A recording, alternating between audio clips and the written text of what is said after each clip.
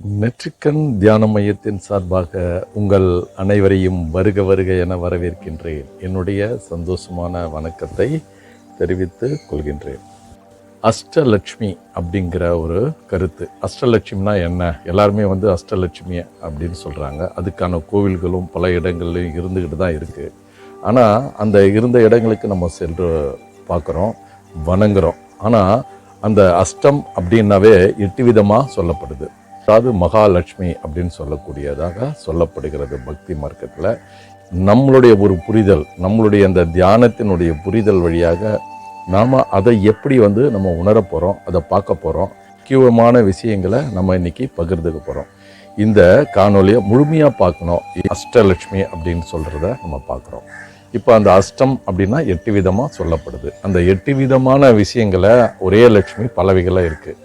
இதை ஒரு லட்சுமியை என்ன சொல்லுவாங்கன்னா ஆதிலட்சுமி, கஜலட்சுமி, சந்தானலட்சுமி, தானியலட்சுமி, தைரியலட்சுமி, தனலட்சுமி, விஜயலட்சுமி, வித்யலட்சுமி, இப்படி பல வகையில் 8 விதமாக சொல்கிறாங்க. இப்போ நம்ம ஆதிலட்சுமியை பற்றி நம்ம பார்ப்போம்.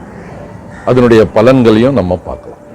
இப்போ அந்த ஆதிலட்சுமி அப்படின்னு சொன்னாவே ஆதிங்கிறதே ஒரு குண்டலினி சக்தி அப்படின்னு தான் சொல்லலாம். நமக்குள்ளே இருக்கக்கூடிய ஒரு சக்தி இருக்குது. அந்த சக்தியை நம்ம அறியாமல் புரியாமல் உணராமல் இருந்துட்டு இருக்கோம்.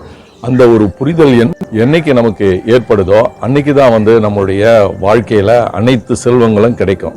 நானும் பல வருடங்கள் தியானம் செய்திருக்கேன். ஆனால் அந்த அஷ்டம் அப்படிங்கிற ஒரு விஷயத்தை சமீப காலத்தில் தான் நான் அறிந்தேன். அந்த சமீப காலத்தில் அது ஒரு புரிதலும் எனக்கு கிடைச்சது. அந்த அஷ்டம் அப்படின்னு சொல்லக்கூடிய ஒரு விஷயம்னா இந்த தியானம், இந்த குண்டலினி தியானத்தை முறைப்படி செய்து அதை நாம் இன்னைக்கு நெற்றிக்கண் தியானமாக எளிமைப்படுத்தியிருக்கோம் அப்படின்னு சொல்கிறோம். இந்த குண்டலினி சக்தியை எளிமைப்படுத்தி மக்களுக்கு பயனுள்ளதாக இருக்கணும் அப்படிங்கிறது. இந்த குண்டலினி சக்திங்கிறது அந்த காலங்களில் ஞானிகளாலும் சித்தர்களாலும் மகான்களாலும் செய்யப்பட்டது. அவங்களாம் காட்டில் போய் துறவரங்களை மேற்கொண்டு அதற்காக பல நாட்களும் பல வருடங்களும் அதுக்காக செலவு செய்து அதனுடைய தேடுதலுக்காக இருந்திருக்காங்க. இன்றைக்கி நமக்கு அப்படி இல்லை. இந்த நெற்றிக்கண் தியானம் உங்கள் வீட்டுக்கு உங்கள் அருகிலேயே தொடர்பு மூலியமாக நீங்கள் என்னை சந்திக்க வேண்டியதே இல்லை. ஒரே ஒரு ஆண்ட்ராய்டு செல்ஃபோன் இருந்தால் போதும். நீங்கள் இந்த பயிற்சியை முழுமையாக நீங்கள் செய்து கொள்ளலாம். அது மட்டும் இல்லை, இந்த அஷ்டலட்சுமிகளும் உங்ககிட்ட எப்படி பங்கேற்றுக்கிறது. இந்த அஷ்டலட்சுமிக்கு முக்கியமான காரணம் நம்மளுடைய ஆதிலட்சுமி அப்படிங்கிறத நம்ம புரிஞ்சுக்கணும். அது சக்தி ஓட்டமாக இருக்குது, அது உயிரோட்டமாக இருக்குது, அருளோட்டமாக இருக்குது அப்படிங்கிறத நம்ம தெரிஞ்சு. அடுத்து கஜலட்சுமி அப்படின்னு சொல்கிறாங்க. அது ஏனை பலம் பொருந்தியது அப்படின்னு சொல்கிறாங்க. அந்த ஏனை பலம் எப்படி புரிந்திருக்குது அப்படிங்கிறத பற்றியான ஒரு கருத்துக்களை பலரும் சொல்லப்பட்டிருக்கு. அது உயிரினங்களையா ஆளுமை தன்மையை ஏற்படுத்துது. அது மட்டுமல்ல, அது புகழ் அப்படிங்கிற ஒரு நிலையும் அது இருக்குது. ஒரு புகழ்ச்சி, ஒரு மனிதன் ஒரு பெரிய மனிதனாக ஆகிறதுக்கு நிலை தான் இது ஆளுமை. முதலமைச்சராக இருக்காங்க, பிரதமராக இருக்காங்க அப்படின்னு சொல்லக்கூடிய அந்த ஆளுமை இதில் இருக்குது அப்படிங்கிறத இந்த கஜலட்சுமி தான் அனைத்தும் கொடுக்குது. நம்ம லட்சுமின்றதை விட சக்தி அப்படின்னு எடுத்துக்கிறோம். ஏன்னா லட்சுமின்றதை தான் சக்தியை தான் லட்சுமி அப்படின்னு சொல்கிறாங்க. அதனால் நம்ம சக்தி அப்படின்னு நம்ம எடுத்துக்கிட்டு அதன் மூலிமா நமக்கு எவ்வளோலாம் பலன் கிடைக்குது அப்படிங்கிறத பற்றியும் நம்ம இன்னைக்கு பார்க்க போகிறோம். அடுத்து சந்தான லட்சுமி அப்படின்னு நம்ம சொல்கிறோம். இந்த சந்தான லட்சுமியில் என்ன பயன் இருக்குது அப்படின்னா, ஒரு அது பெண்மை அப்படின்னு சொல்லலாம், இல்லை தாய்மை அப்படின்னு சொல்லலாம். இந்த நிலை தான் ஒரு ஒரு பெண்ணுக்கு சந்தான லட்சுமி இருந்தால் எல்லாமே கிடைக்கும் அப்படின்னு சொல்லுவாங்க. அதனால் இந்த சந்தான லட்சுமின்றது நமக்குள்ளே இருக்குது, அது மெய் உணர்வாக இருக்குது. இந்த நெற்றிக்கண் தியானம் மூலிமா அது நமக்கு கிடைக்குது அப்படிங்கிறத பற்றி தான் இன்றைக்கி நம்ம பார்க்க போகிறோம். இந்த சந்தான லட்சுமி அப்படின்னு என்ன செய்து கொண்டு இருக்காங்க அப்படின்னா, அந்த சந்தான லட்சுமி அப்படிங்கிற உங்களுக்கு அந்த சக்தி உங்களுக்கு கிடைச்சதுன்னா இதையெல்லாம் நம்ம இந்த நெற்றிக்கண் தியான மையத்தின் மூலிமா தான் அந்த சந்தானம் உங்களுக்கு கிடைக்கும். அந்த சந்தான லட்சுமி உங்களுக்கு கிடைச்சதுன்னா உங்களுக்கு சாந்தம், அமைதி அப்படிங்கிறதெல்லாம் உங்களுக்கு ஏற்படும். என்னுடைய மனைவி சந்தானம் பொருந்திய ஒரு பெண்ணாக இருக்காங்க, இல்லை என்னுடைய தாய் சந்தானம் பொருந்திய ஒரு நிலையில் இருக்காங்க அப்படின்னு சொல்கிறதெல்லாம் இந்த சக்தி ஓட்டம் தான். அது இருக்கிறதுனால தான் அந்த பொறுமை, அன்பு, தாயன்பு, அப்படிலாம் அதில் கிடைக்கும். இது மட்டுமல்ல, அவர்கள் அன்பானவர்கள் அப்படிங்கிறதையும் நம்ம தெரிஞ்சுக்கணும். அவங்க அன்பின் பெருக்கெடுத்து செல்லக்கூடிய நிலையில் அவங்க இருப்பாங்க. அதனால் அந்த சந்தான லட்சுமியும் நீங்கள் நெற்றிக்கண்ணில் உங்களுக்கு அந்த சக்தி ஓட்டம் இந்த தியானத்தின் மூலியமா கிடைக்கும் அப்படிங்கிறது தான் நான் இதை சொல்ல வரேன். தானிய லட்சுமி அப்படின்னு சொல்லுவாங்க. தானியம்னா என்ன? தானிய லட்சுமி அப்படின்னு சொன்னால், இந்த தானியம்னா என்ன அப்படின்னா உணவு அப்படின்னு அர்த்தம். இந்த உணவு இல்லாமல் நம்ம இருக்க முடியுமா? இந்த உணவுனால தான் நம்ம இன்னைக்கு இந்த உடலாக இருக்கோம். எல்லாவற்றுக்கும் எல்லா உயிர்களுக்கும் இந்த உணவு அவசியமாக தேவைப்படுது. ஒரு நாள் நம்ம ஒரு வேளை நம்ம உணவு அருந்தல்னால கூட நம்மளோட உடல் எந்த அளவுக்கு இருக்குது. அப்போது அந்த தானிய லட்சுமி அப்படிங்கிற உணவு நமக்கு கிடைக்கும். என்னென்ன இந்த தியானத்தில் நம்ம செய்து வரும் பட்சத்தில் நம்ம நெற்றி உணர்வோடு நம்ம அந்த பயிற்சிகளை நம்ம செய்து வரும் பொழுது உங்களுக்கு உணவு பற்றாக்குறைங்கிறதே ஏற்படாது. இந்த தியானத்தில் உங்களுக்கு கிடைக்கும். அதனால் உங்களுக்கு உணவுங்கிறது ஒரு பசிங்கிறது உங்களுக்கு ஏற்படாத அளவுக்கு உங்களுக்கு இருக்கும். எல்லா உணவுகளும் உற்பத்தி செய்வதும் வேளாண்மை செய்வதும் அனைத்தும் இந்த எண்ணத்தோடு நம்ம இருக்கும்போது இந்த உலக மக்கள் அனைவருக்கும் இந்த உணவுகள் அனைவருக்கும் கிடைக்கணும், யாரும் பசியின்றி இருக்கணும் அப்படிங்கிறத இந்த தியானத்தின் மூலியமாக நம்ம செய்து வரும்போது எல்லா உயிர்களுக்கும் உணவு கட்டாயம் அது கிடைக்கிறதுக்கான ஒரு வாய்ப்பு இருக்குது. நம்ம எண்ணத்தின் தடிப்பால் எல்லாமே கிடைக்கும். எல்லா ஜீவராசிகளுக்கும் நம்ம உணவு போடுறோமா? இல்லை. நம்ம தானம் கொடுக்குறோம், எல்லா பகுதிக்கும் நம்ம தானத்தை கொடுத்துருக்கோம். ஆனால் எல்லா இடங்களையும் உயிர் ஓட்டங்கள் இருக்குது, எல்லா இடத்துலையும் உயிர்கள் வாழ்ந்துட்டுருக்கு. ஒரு மண்ணிலையும் உயிர் இருக்குது, எல்லா இடங்களையும் அந்த உயிர் இருக்க தான் செய்யுது. அதையெல்லாம் நம்ம பார்க்குறோமா? ஒரு கொசுவும் உயிர் தான், ஒரு ஈயும் ஒரு உயிர் தான், ஒரு புழுக்களும் ஒரு இதெல்லாம் நம்ம கவனிக்கிறோமா? இதுக்கெல்லாம் நம்ம உணவு கொடுக்குறோமா? இல்லை. அதுவாக தானாக தேடி அதுவாக ஏற்படுத்திக்கிறது. ஆனால் மனிதன் மட்டும்தான் மற்றவங்களுக்கு உணவு கொடுக்கணும் அப்படின்னு நினைக்கிறது தவறு இல்லை, இல்லாதவங்களுக்கு கொடுக்கணும். ஆனால் அவங்க முயற்சி இல்லாமல் இருக்காங்க. இந்த தியானம் செய்து வரும் பட்சத்தில் உங்களுக்கு உணவு தானாகவே வரும். அதுக்கான முயற்சியும் உங்களுக்கு கொடுக்கும். இந்த உணவு கொடுக்கணும். நீங்கள் மட்டும் உணவு இருந்தாமல் மற்றவங்களுக்கும் நீங்கள் கொடுக்கக்கூடிய ஒரு ஆற்றல் இந்த தானிய லட்சுமி கிடைக்கும். அதனால் இந்த மெய் உணர்வில் நீங்கள் இருக்கும் பொழுது உங்களுக்கு அந்த தானிய லட்சுமி உங்கள் கூடயே இருப்பா அப்படிங்கிறத, அந்த சக்தி இருக்குங்கிறத நான் கேட்டுக்கொள்கின்றேன். அடுத்து தைரிய லட்சுமி. தைரிய லட்சுமி பற்றி நம்ம நிறைய பேருக்கு அந்த தைரியம் குறைவாக இருக்கிறதுனால தான் பயம் அப்படிங்கிறது நமக்கு இருக்குது. வாழ்க்கை பயம், நம்மளுடைய உயிர் மேலே பயம், இப்படி பல வகைகளில் நமக்கு பயம் இருக்குது. நம்ம வேலை செய்கிற இடத்துல பயம், இப்படி எல்லா இடங்களையும் நமக்கு பயம் இருக்குது. அந்த வாழ்க்கையே நமக்கு நிம்மதி இல்லாமல் குழப்பங்களை இருக்குது. இந்த குழப்பங்களுக்கு காரணமே இந்த பயம்தான், அந்த துணிவு இல்லாதனால தான். எப்பயுமே துணிவோடு இருக்க, துணிச்சல் தான் உங்கள் வாழ்க்கைக்கு ஒரு முன்னேற்றமான ஒரு படி. எதையும் துணிந்து செயல்படுங்க. இந்த துணிந்து செயல்படுறதுனால உங்களுக்கு அநேக விதமான நன்மைகளும் எல்லாவற்றையும் கிடைக்கக்கூடிய ஒரு ஆற்றல் இருக்குது. வீரம் அப்படிங்கிறதும் அதில் தான் இருக்குது. மன உறுதி அப்படின்னு சொல்லலாம். இப்படி எல்லாத்தையுமே ஒரு மன உறுதியோடு இருந்தால் தான் நம்ம எதையும் செய்ய முடியும். இந்த மன உறுதி நமக்கு இல்லைன்னு சொன்னால் எதையுமே நம்ம தீர்மானம் நம்ம பல குழப்பங்களுக்கு இதை செய்யலாமா செய்யக்கூடாமா, இதை நம்ம ஒரு வியாபாரத்தை ஏற்படுத்தலாமா இல்லை ஏற்படுத்தக்கூடாதா அப்படிங்கிறதெல்லாம் நமக்கு பல விகிதங்களில் நமக்கு குழப்பங்கள் இருக்குது. இந்த குழப்பங்களை தீர்க்கிறதுக்கு நம்ம இந்த தைரியம் நமக்கு வேணும். தைரியமாக நம்ம செய்யுங்க. பல முறை யோசிங்க, ஆனால் ஒரு முறை செய்யுங்க.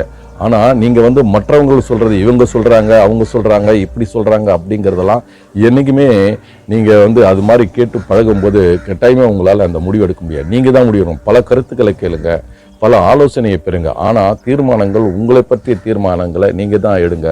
நீங்கள் தான் அது துணைவாக இருக்குங்க. உங்களுடைய செயல்களில் யாரையுமே நீங்கள் யாரையும் நம்பியோ இல்லை அவர்களுடைய வழியிலையோ அவர்களை சொல்லிலையோ அவருடைய செயல்களிலையோ நீங்கள் செயல்படுத்தாதீங்க. உங்களை நீங்கள் செயல்படுத்துவதற்கு உங்களுக்கு அந்த துணிவும் தைரியமும் இருந்தால்தான் செயல்படுத்த முடியும். உங்களுக்கு துணிவு இருந்தால் தான் அடுத்தடுத்து செயல்கள் இருக்கும். உங்களுக்கு துணிவே இல்லைன்னா எந்த ஒரு செயலும் உங்களுக்கு நடக்கவே நடக்காது. நீங்கள் ஒரு சாதாரண ஒரு மனிதராக தான் இருக்க முடியும். நீங்கள் வாழ்க்கையில் ஒரு உயர்ந்த நிலை அடைக்கணும், பல கட்ட முடிவுகளை நீங்கள் எடுக்கணும், ஒரு துணிவாக தான் எடுக்கணும் அப்படிங்கிறத நான் இன்னைக்கு சொல்லிக்கொள்ள விரும்புகிறேன். அடுத்தது தனலட்சுமி அப்படிங்கிறத பார்க்குறோம். அது தனலட்சுமினா சக்தி தான் அப்படிங்கிறத நான் திரும்ப நான் உங்ககிட்ட சொல்லிக்கிறேன். அப்போது அந்த சக்தி அப்படிங்கிறது அந்த தனம் அப்படின்னு எல்லா பொருளுக்கும் அப்படின்னு சொல்லணும். அது பணம். இன்றைக்கி எல்லாருக்கும் தேவையானது பணம் தான். இந்த பணம் இல்லாமல் தான் நம்ம நிறைய சிரமங்கள் படுறோம். இல்லாதனால தான் நம்ம ஒரு இயலாமையெல்லாம் நமக்கு ஏற்படுது. பணம் இருந்தால் எதையும் செய்ய முடியும் அப்படிங்கிற ஒரு நம்பிக்கை. அது எப்படி நமக்கு கிடைக்கும், எப்படி அது வரும் அப்படின்னா இந்த தனலட்சுமி தான் நமக்கு கொடுக்குறா. அந்த தன சக்தி தான் கிடைக்குது. அது இந்த நெற்றிக்கண் தியானத்தில் நீங்கள் செய்து வரும் பொழுது உங்களோட இருக்கக்கூடிய அந்த சக்தியானது தனலட்சுமி உங்களுக்கு எப்பொழுதும் கொடுத்து கொண்டே இருக்கும். உங்களுக்கு கேட்கும் பொழுதெல்லாம் கிடைக்கக்கூடிய ஒரு விருட்சமாக அது இருக்கும் அப்படிங்கிறத நான் சொல்லிக்கிறேன். அதனால் நீங்கள் பொன் பொருள் சேர்க்கறது அவசியமானது, உங்களுடைய தேவைகளுக்கு அவசியமானது. அதனால் உங்களுடைய தேவைகளுக்கு பணம் அவசியம். பணம் இல்லைன்னா மனிதனே மதிக்க மாட்டாங்க. எங்கே போனாலும் பணம் இருந்தால் நம்ம எதுக்குள்ளேயும் போகலாம் வரலாம். அதனால் இந்த பணம் அவசியங்கிறத நீங்கள் அறிந்து புரிந்து கொண்டு இந்த நிலைகளை நீங்கள் பெற்றுக்கொள்ள, அதை உருவாக்கி கொள்ள, அந்த ஆற்றலை பெருக்கிக் கொள்ள இந்த மெய் உணர்வு, இந்த நெற்றிக்கண் தியானம் உங்களுக்கு அவசியம் கிடைக்கும். இந்த எண்ணத்தில், இந்த நெற்றிக்கண்ணில் எதை நினைக்கிறோமோ அது நடக்கும் அப்படிங்கிறத நான் சொல்லியிருக்கேன். உங்களுக்கு பணம் வேணும்னு கேளுங்க, கட்டாயம் அந்த பணம் கூடிய விரைவில் உங்களுக்கு கிடைக்கும். உங்களுக்கு பொன் வேணுமா, எதை வாங்கணும்னு நினைக்கிறீங்களோ அதையெல்லாம் கிடைக்கக்கூடிய அந்த தனலட்சுமி உங்கள் கூட எப்பொழுதுமே இருந்துக்கிட்டு தான் இருக்கா. நீங்கள் எங்கேயும் தேட தேவையில்லை, உங்ககிட்ட இருந்து வேண்டுதலை வைங்க. கட்டாயம் உங்கள் எண்ணத்தின் தடிப்பால் நல்லதும் கெட்டதும் சுமந்து கொண்டு இருக்கிறது அப்படிங்கிறத சொல்கிற மாதிரி அதில் இருங்க. அதில் உங்களுக்கு கட்டாயம் பலன் அளிக்கும் என்பதை கேட்டுக்கொள்கின்றேன். அதே மாதிரி விஜயலட்சுமி அப்படிங்கிறது வெற்றி, விஜயம் அப்படின்னா வெற்றி அப்படின்னு சொல்லலாம். அந்த வெற்றி அப்படின்போது ஜெயிக்குது, ஜெயித்து காட்டுவது அப்படிங்கிற வாழ்க்கையில் நம்ம எத்தனையோ விஷயங்களை நம்ம தோல்வியிலே தான் நம்ம முடிஞ்சிருக்கு. தோல்விகள் தான் நமக்கு மிகப்பெரிய ஒரு கூடியே இருந்துக்கிட்டே இருக்குது. அதை எதிர்த்து நம்ம செயல்படுறதுக்கு நமக்கு ஜெயம் வேண்டும். ஜெயம் அப்படின்னா அந்த வெற்றி வேண்டும். அந்த வெற்றியினுடைய நிலை தான் இந்த நெற்றிக்கண் மூலிமா நம்ம அந்த மெய்யுணர்வு மூலிமா வெற்றிகளை அடையலாம். இதன் மூலிமா நான் இதை வெற்றி அடையணும், அதை வெற்றி அடையணும் அப்படின்னு உங்களுக்கு கடந்து சென்றுக்கிட்டே இருங்க. கட்டாயம் உங்களுக்கு அந்த வெற்றி உங்களுக்கு தானாகவே உங்களுடைய கைகளில் விழும். அதை நீங்கள் பெற்றுக்கொள்கின்றத அந்த நிலையை நீங்கள் அடையணும். அதுக்கான முயற்சிகளும் பண்ணணும். வெற்றி தானாக வந்துடாது. உங்களுடைய முயற்சியும் உழைப்பும் இருந்தால் அந்த வெற்றி கனி தானாக வரும். அந்த நிலையில் நீங்கள் உங்கள் எண்ண ஓட்டங்களை நீங்கள் நெற்றியில் வச்சுக்கிட்டு இந்த மெய் உணர்வோட இந்த தியானத்தில் செய்து எனக்கு இது கிடைக்கணும், நான் இதில் வெற்றி பெறணும் அப்படின்னு நினைங்க. அதுக்கான முயற்சி பண்ணுங்கள். கட்டாயம் வெற்றி உங்களுக்கு தானாகவே வரும் அப்படின்றத நான் கேட்டுக்கொள்கின்றேன்.